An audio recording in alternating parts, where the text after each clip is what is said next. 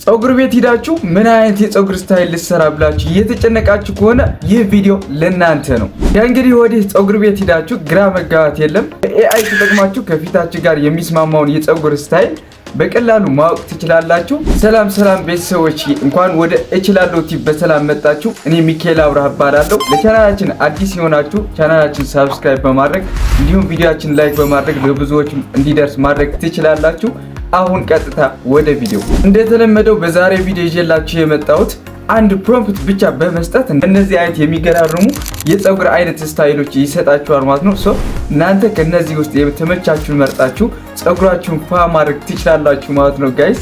አሁን በማሳያችሁ ስቴፕ ተከትላችሁ ከናንተ ፊት ጋር የሚሄደውን የፀጉር ስታይል በቀላሉ ማወቅ ትችላላችሁ ማለት ነው።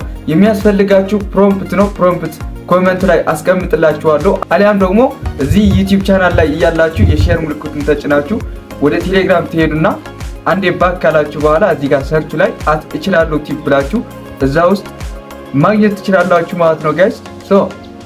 አሁን ቀጥታ ምን እናደርጋለን መሰላችሁ? ጀሚናይ ትከፍታላችሁ። ከዛ በኋላ ጀሚናይን ከከፈታችሁ በኋላ የፕላስ ምልክቱን ትጫናላችሁ። በመቀጠል እዚህ ጋር የምታስገቡት ፎቶ አደራችሁ በደንብ ጥርት ብሎ የሚታይ መሆን አለበት። የደበዘዘ ምናምን ከሆነ አሪፍ ሪዛልት ላይ ሰጣችሁ ስለሚችል ፊታችሁ በደንብ መታየት አለበት ማለት ነው። እሱን አፕሎድ ታደርጋላችሁ፣ ደን ትሉታላችሁ ማለት ነው። ከዛ በኋላ ፕሮምፕቱን እዚህ ጋር ፔስት ታደርጋላችሁ። በመቀጠል ሞዴሉን ፕሮ ታደርጉታላችሁ። ከዛ ሰንድ ትሉታላችሁ ማለት ነው። ከዛ በኋላ እንደምታዩት እንደነዚህ አይነት ጽድት ያሉ ሪዛልቶች ይሰጣችኋል። ከነዚህ ውስጥ ለእናንተ የሚመቻችሁን መርጣችሁ ፀጉራችሁን ፏ ማድረግ ትችላላችሁ ማለት ነው ጋይስ። እንግዲህ ቤተሰቦቼ የዛሬ ቪዲዮ ይህን ይመስል ነበር። በቀጣይ ደግሞ በአዲስ ነገር እስክንገናኝ ድረስ ቻናላችን ሳብስክራይብ ማድረጋችሁ እንዳትረሱ። ይመቻችሁ።